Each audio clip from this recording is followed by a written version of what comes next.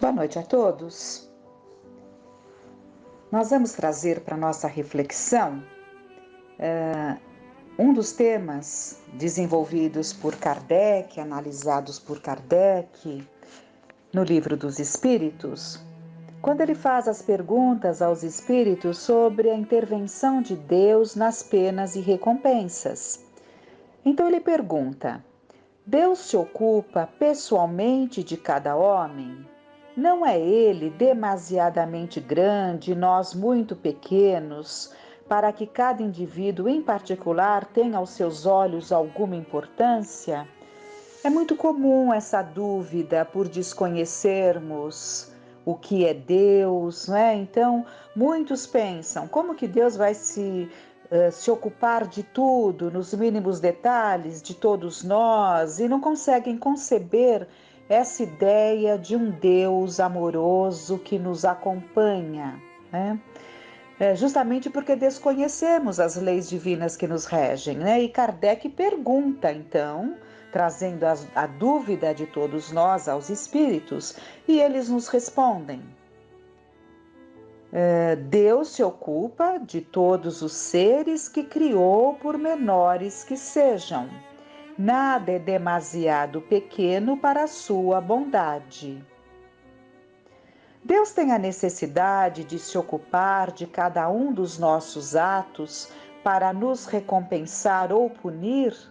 A maioria desses atos não são para ele insignificantes? Pergunta muito interessante, porque são tantas situações, né?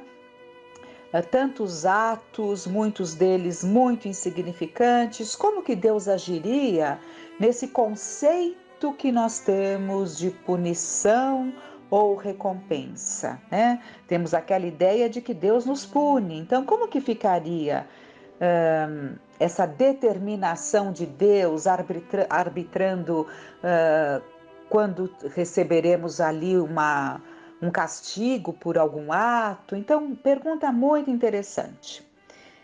E a resposta deles?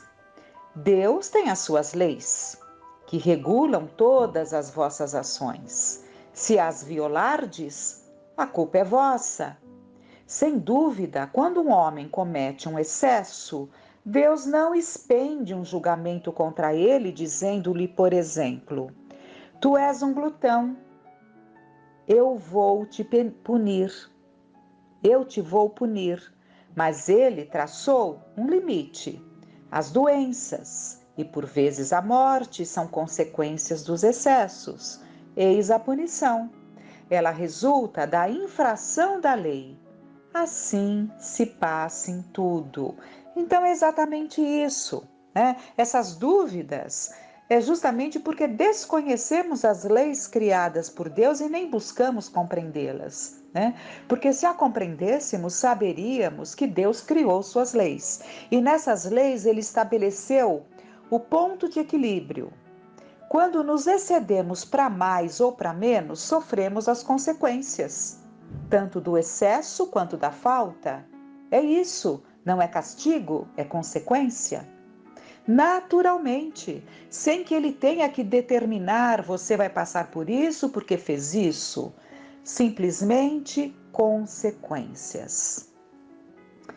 E Kardec, então, comenta essas duas respostas dos espíritos. Todas as nossas ações são submetidas às leis de Deus. Não há nenhuma delas, por mais insignificante que nos pareçam, que não possa ser uma violação destas leis.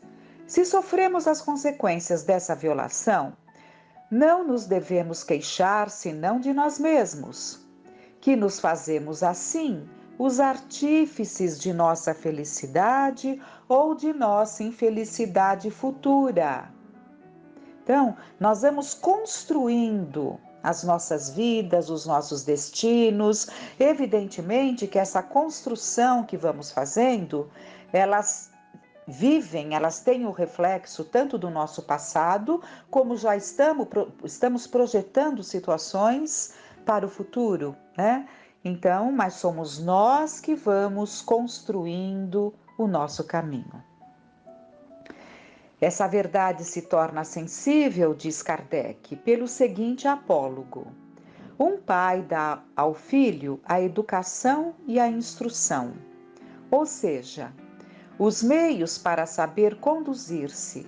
Cede-lhe um campo para cultivar e lhe diz: eis a regra a seguir e todos os instrumentos necessários para tornar fértil o campo e assegurar a tua existência. Dei-te a instrução para compreenderes esta regra. Se a seguires, o campo produzirá bastante e te proporcionará o repouso na velhice. Se não a seguires, nada produzirá e morrerás de fome. Dito isso, deixa-o agir à vontade. Não é verdade que o campo produzirá na razão dos cuidados que se dispensar à cultura e que toda negligência redundará em prejuízo da colheita? O filho será, portanto, na velhice, feliz ou infeliz, segundo tenha seguido ou negligenciado a regra traçada pelo pai. Deus é ainda mais previdente, porque nos adverte a cada instante se fazemos o bem ou o mal. Então, ele nos alerta. Envia-nos espíritos que nos inspiram, mas não os escutamos. Há ainda outra diferença, é que Deus dá ao homem um recurso por meio das novas existências para reparar os seus erros do passado, ao passo que o filho de que falamos não o terá se empregar mal o tempo. Então, Kardec traz essa explicação que compõe essas respostas dos espíritos, fazendo com que nós entendamos claramente que as consequências dos nossos atos definem as nossas vidas. Nós vamos agindo e colhendo as consequências daquilo que vamos produzindo, de bom ou de mal. São simplesmente consequências. Então, concluímos desta grande lição, deste grande ensinamento, que o nosso objetivo deva ser a busca do ponto do equilíbrio, para que não incorramos nos excessos nem na falta. E há um texto muito interessante de Emmanuel, no livro Luz no Lar, que ele chama Em Casa. Ninguém foge à lei da reencarnação. Ontem atraiçoamos a confiança de um companheiro, induzindo-o à derrocada moral.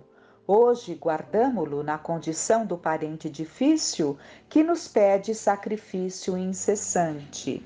Então aqui ele está nos ajudando a compreender muitas das situações que a vida nos traz, nos coloca junto daqueles que estão de certa forma próximos a nós e que muitas vezes dependem de nós, né? Então ele está nos alertando nesse sentido, nos esclarecendo, nesse sentido que muitas vezes aquilo que nós fizemos lá atrás, levando alguém a uma derrocada moral, nós vamos hoje ser impulsionados a tentar de alguma forma sempre dar ali um anteparo, né, para aquela pessoa que sempre nos chama muito a atenção e aquele desejo de ajudá-la a erguer-se, a seguir, porque sabemos dentro de nós do nosso compromisso, do que falhamos lá atrás.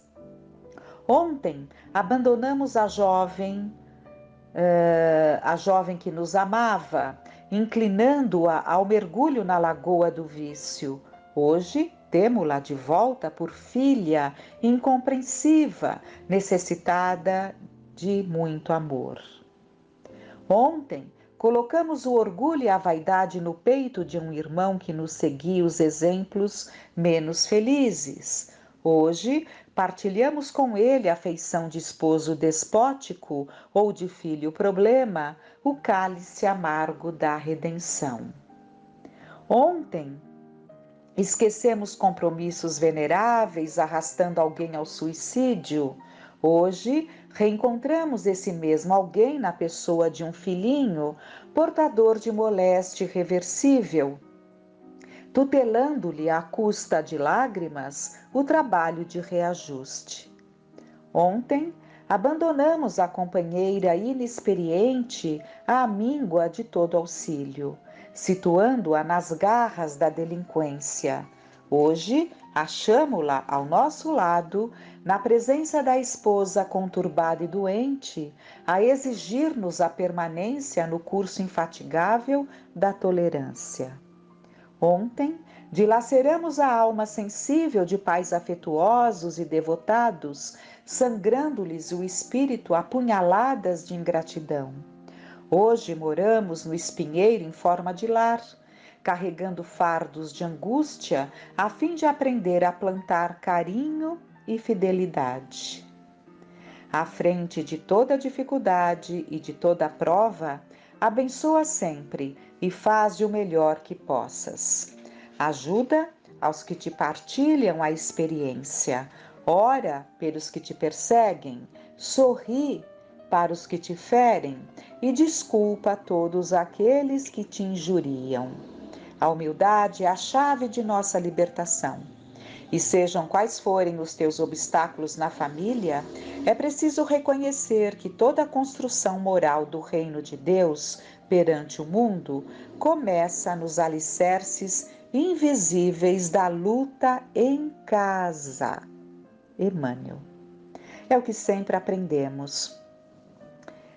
A nossa primeira tarefa, a nossa primeira missão, a nossa primeira prova, ou seja, aquilo de mais importante que trouxemos, né, como objetivo na nossa encarnação, está dentro dos nossos lares. A caridade começa em casa. O próximo mais próximo são os nossos familiares mais íntimos. Então, vimos aqui várias situações e nós vimos também entre essas situações todas que Emmanuel nos cita, daquele que foi ingrato num lar afetuoso, né? Que dilacerou o coração de pais devotados, né? Com punhaladas de ingratidão. E vamos ver, então, até recordar um texto do Irmão X, do livro Pontos e Contos, pela psicografia do Chico Xavier, que Irmão X chama de Filha Rebelde, né? Então é um conto em que Irmão X relata um fato, né? São fatos verídicos, um fato de que uma mãe, Dona Matilde, e a sua filha Emilinha, junto de outros filhos, mas esta filha era muito revoltada, muito ingrata, muito indisciplinada e muito desrespeitosa. E ela gargalhava sempre que a mãe vinha aconselhando, alertando-a para as responsabilidades da vida, os cuidados necessários, e ela sempre ironizava, dizendo que a mãe que preferia essa vida de sofrimento, que já vivia uma época que o que a mãe vivia era um passadismo, e assim ela ia ironizando os conselhos amorosos dessa Dona Matilde, e dizia, sarcástica: com que então a senhora se consagrou à teologia? Já não fala senão em assuntos de religião? E a genitora, muito paciente, dizia: não sorrias da verdade, para que ela mais tarde não venha sorrir de ti. Lembra-te de nossos imperiosos deveres para com Jesus. E sempre ali alertando a filha, e a filha ironizando: a senhora agora adquiriu maneiras de sacerdote, não concordo com as suas teorias de sobrevivência e reencarnação. E lembrando enfáticas revistas científicas que costumava compulsar por vaidade, concluía presunçosamente: não passamos de experiência biológica da natureza no campo da racionalidade humana. O resto é ilusão, que devemos relegar ao fanatismo religioso. A viúva, a princípio, discutia e argumentava, esclarecendo-a com a verdade espiritual, mas observando o endurecimento da filha, retraiu-se, pouco a pouco, dando-lhe o exemplo da própria ação e abstendo-se de muitas palavras. E Emilinha fez no mundo o que lhe pareceu melhor, nos domínios do capricho e da irreflexão criminosa, contraindo pesados débitos e agravando responsabilidades, surda às advertências da mãe. O tempo, a dor, a morte, todavia, são os cobradores da realidade. Ao influxo desse trio implacável, tanto Dona Matilde quanto as filhas foram reconduzidas à vida nova além do túmulo. É natural, todos vamos partindo, e partiram. Emilinha, porém, agora afastada do grupo familiar, porque nós sabemos, se nós nos distanciamos no padrão vibratório dos nossos afetos, nós não estaremos com eles no plano espiritual. Então, Emilinha, agora afastada do grupo familiar, experimentava rudes provações em círculos de sombras. Era frequentemente visitada pela mãezinha generosa, mas não lhe identificava a presença, nem lhe ouvia a voz encorajadora, por trazer a mente absorvida por negras visões e vozes angustiadas. Os anos passaram, chegou o momento em que foi determinado que a Dona Matilde reencarnaria, e ela implora. A Dona Matilde implora para que pudesse conseguir falar com a filha, A filha que tinha sido sempre tão desajuizada, mas era a filha que mais necessitava dos seus develos maternais. E ela pede, e é permitido, que ela seja, ajudam com que Emilinha visse a mãe, A mãe tem que, com certeza, adensar o seu perispírito, porque ela tinha um padrão vibratório mais elevado que o da filha, então ela teve que adensar o seu perispírito para ser vista pela filha, e tem essa oportunidade, e a filha fica embevecida, mamãe, a senhora me aceitaria de novo ao seu lado, quando ela fica sabendo que a Dona Matilde estava se preparando para um retorno à carne brevemente. E a mãe fala: como não, minha filha? Se Deus permitir, reconstituiremos o nosso velho lar, voltando à paisagem de outro tempo. E a filha fala: prometo compreendê-la desta vez. E fica toda ali chorosa, sentida e desejosa de retornar com a mãe. Mas então, a Dona Matilde então roga ao emissário de Jesus, que estava ali junto dela, que foi aquele que a levou até a filha e proporcionou esse momento desse entendimento entre elas duas, Mas o que acaba acontecendo? Ela pede, para o emissário que ele rogasse a Deus para que fosse permitido, Quem roga ao emissário, aliás, deixa eu contar certinho. Quem roga ao emissário é a própria filha. A filha fala: emissário de Jesus, que conhecei meus padecimentos, me deixe retornar à terra com a minha mãe, A sábia entidade contemplou-a fraternalmente e falou: no momento, minha irmã, não lhe será possível retirar-se daqui. Ainda precisará desgastar por alguns anos os envoltórios inferiores que criou em torno de si mesma. Seus atuais veículos de manifestação não lhe permitem, por enquanto, a vida em zona menos pesada que esta. No entanto, mais tarde, poderá voltar viver ao lado de Matilde, receber-lhe o verbo carinhoso e ouvir-lhe os conselhos cristãos. Emilinha não cabia em si de contente. Elevou as mãos ao céu e exclamou: graças a Deus. O diretor espiritual, contudo, retomou a palavra e terminou: não poderá, todavia, voltar à situação de parentesco que já passou.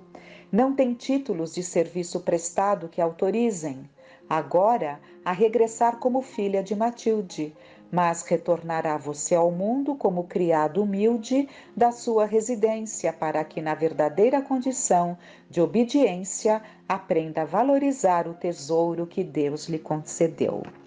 Não há necessidade nem de explicação para essa lição abençoada, a lição que Deus nos oferece a todos os momentos e que muitas vezes nos levam à revolta por falta de entendimento que tudo isso que nos chega, tudo isso que é programado para as nossas vidas é para o nosso bem.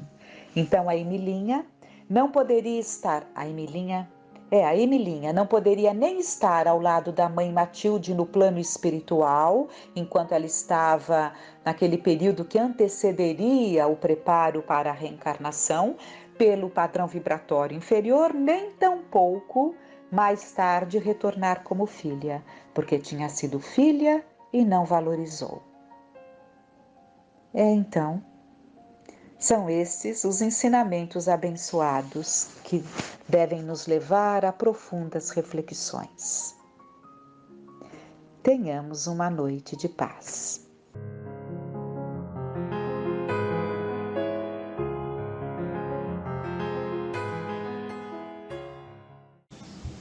Amigos, mais uma vez agradecidos pelas dádivas recebidas, por aqui estarmos reunidos, pelos ensinamentos tão significativos para a nossa existência. Que Jesus nos abençoe. Bom, continuando o livro Os Mensageiros, no capítulo anterior, Rumo ao Campo, vimos que somente homens de mentalidade positiva, na esfera da espiritualidade superior, conseguem sobrepor-se às influências múltiplas de natureza menos digna. Na esfera das criaturas desprevenidas de recursos espirituais, tanto adoecem corpos como almas. E todos precisamos saber emitir e saber receber. Para alcançarmos a posição de equilíbrio nesse mister, empenham-se os homens encarnados e nós, outros, os desencarnados, que aqui estamos a aprender, em luta incessante. E já que conhecemos alguma coisa da eternidade, é preciso não esquecer que toda queda prejudica a realização e todo esforço nobre ajuda sempre. Muito bom. No capítulo de hoje, Entre Árvores, decorrido alguns minutos, André, Aniceto, Vicente, eles atingiram uma propriedade rural povoada de arvoredo acolhedor. Aniceto respirou a longos haustos e falou: a natureza nunca é a mesma em toda parte. É forçoso reconhecer, porém, que o campo, em qualquer condição, no círculo dos encarnados, é o reservatório mais abundante e vigoroso de princípios vitais. Em geral, todos nós, os cooperadores espirituais, estimamos o ar da manhã, quando a atmosfera permanece igualmente em repouso, isenta de glóbulos de poeira convertidos em microscópicos balões e de outras expressões inferiores. Reina aqui a paz relativa e equilibrada da natureza terrestre, nem a selvageria da mata virgem, nem a sufocação dos fluidos humanos. O campo é nosso generoso campo central, a harmonia possível, o repouso desejável. O campo é também vasta oficina para os serviços de nossa colaboração ativa. E Aniceto continua: o reino vegetal possui cooperadores numerosos. Vocês possivelmente ignoram que muitos irmãos se preparam para o mérito de nova encarnação no mundo, prestando serviço aos reinos inferiores. O trabalho com o Senhor é uma escola viva em toda parte. Nesse momento, aqui André coloca que a atenção deles foi atraída por um significativo momento na estrada próxima. Então, André observou um quadro interessante. Um homem jazia por terra numa poça de sangue, ao lado de um pequeno veículo sustentado por um muar impaciente, dando mostras de grande inquietação. 2 companheiros encarnados prestavam socorro ao ferido. Um amigo espiritual, que pareceu a André o chefe naquela aglomeração, recebeu Aniceto, André e Vicente com deferência e simpatia e explicou rapidamente a ocorrência. Serenada a situação, André viu o referido superior hierárquico chamar um guarda do caminho, interpelando: Gilberto, como permitiu semelhante acontecimento? Esse trecho da estrada está sob a sua responsabilidade direta. O subordinado respeitoso considerou sensatamente: Fiz o possível por salvar este homem, que aliás é um pobre pai de família. Meus esforços foram profícuos pela imprudência dele. Há muito procuro cercá-lo de cuidados.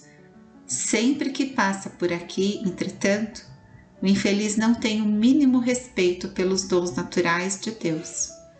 É de uma grosseria inominável para com os animais que o auxiliam a ganhar o pão. Não sabe senão gritar, encolerizar-se, surrar e ferir. Tem a mente fechada às sugestões do agradecimento.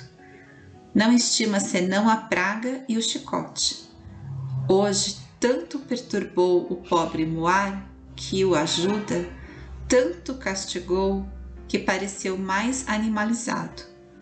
Quando se tornou quase irracional, pelo excesso de fúria e ingratidão, meu auxílio espiritual se tornou ineficiente. Atormentado pelas cargas de cólera do condutor, o burro humilde o atacou com a pata. Que fazer? Minha obrigação foi cumprida. O superior, que ouvia atenciosamente as alegações, respondeu sem hesitar: Tens razão. Auxiliemos o homem, disse Aniceto. Quanto esteja em nossas mãos, cumpramos nosso dever com o bem, mas não desprezemos as lições. Esse trabalhador imprudente foi punido por si mesmo.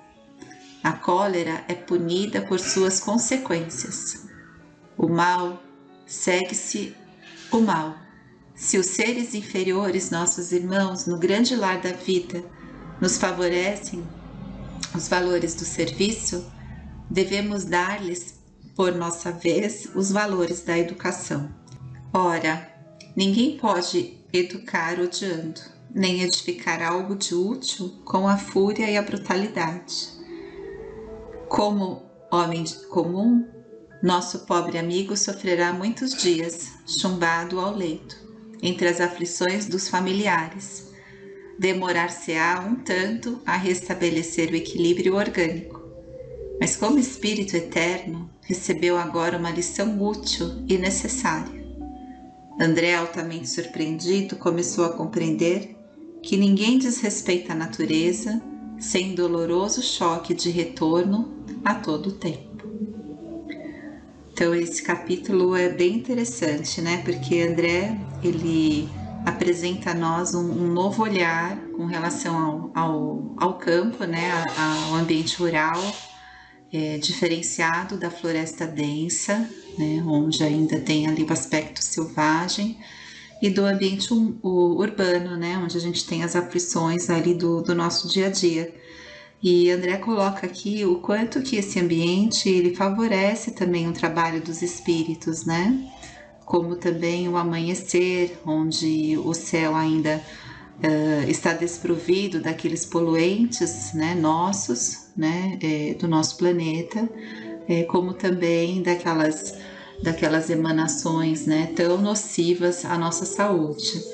E quando ele compartilha conosco todas essas impressões do ambiente rural, ele se depara com uma situação no próprio ambiente rural, que é um homem que ele está caído numa poça de sangue, e quando eles são esclarecidos o que houve, ele fica sabendo que essa ocorrência aconteceu por conta da própria imprudência desse homem, né? Por conta desse tormento, né, que ele trazia em si essas descargas de cólera com relação ao animal que o conduzia, né? Isso repetidamente, pelo que a gente pode observar, e que caiu num momento assim bem... como é que eu posso dizer aqui? Ou melhor, ele chegou tornou-se quase irracional, né? Então, ele se equiparou à condição do animal ali que o conduzia, né? Com a diferença de que ele realmente estava com descargas de cólera, né, muito elevadas, né? Então, isso provocou uma reação do animal instintivamente, por ele ter recebido esse excesso de fúria e de ingratidão do seu dono, né? E que levou ele a essa condição, né, de dor, né? Se machucou, óbvio, né? E ao qual eles colocam aqui, interessante, né? Que nós encarnados sofremos as consequências dos nossos atos, né? Das nossas aflições, e isso reflete também naqueles que estão conosco, no nosso ambiente doméstico.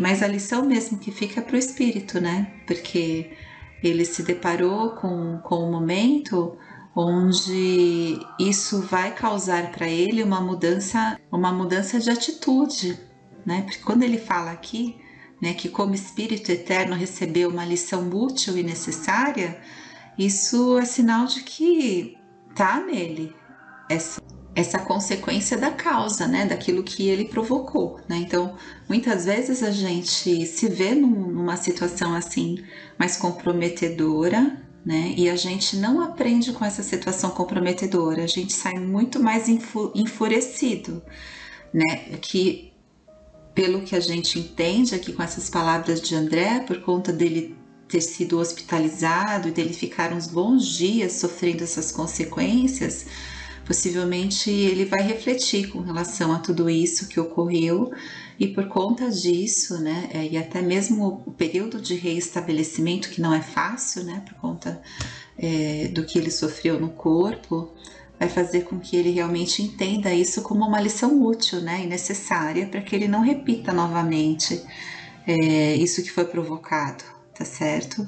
E aí o André, ele até finaliza esse capítulo dizendo, né, que ele começou a compreender que ninguém desrespeita a natureza sem doloroso choque de retorno a todo tempo. Então, a gente sabe que a lei de causa e efeito, ela é constante na nossa vida. Então não tem como negar essas palavras.